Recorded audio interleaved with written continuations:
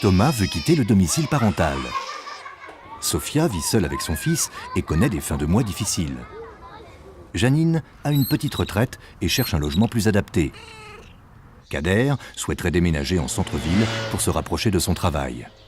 Les HLM sont construits pour répondre à ses besoins. Mais comment construire pour répondre à tous ? D'abord, il faut identifier ses besoins. Sur chaque territoire, on analyse en détail le marché immobilier, les évolutions démographiques, les perspectives économiques. À partir de ces données, les collectivités déterminent le nombre de nouveaux logements nécessaires. C'est ce qu'on appelle le programme local de l'habitat.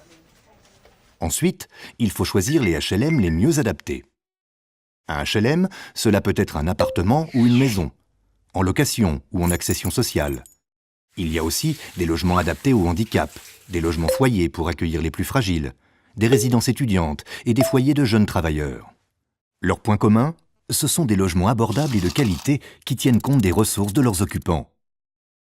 Et qui dit logement abordable, dit aussi facture maîtrisée. Aujourd'hui, les HLM consomment en moyenne 30% d'énergie de moins que les logements privés.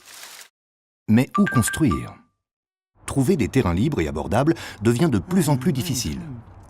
L'action des collectivités est essentielle pour anticiper les nouveaux aménagements et veiller à ce que les HLM s'insèrent dans des quartiers bien intégrés à la ville, proches des services publics et des commerces. Et pas seulement dans des zones urbaines, mais aussi en zones rurales où les besoins existent.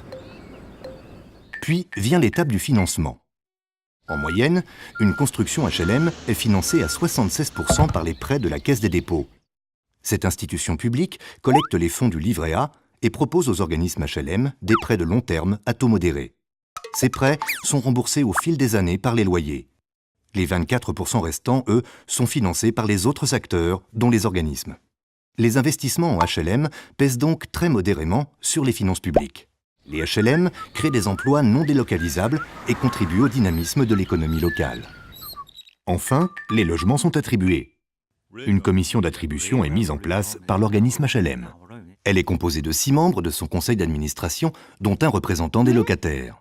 Le maire en est membre de droit.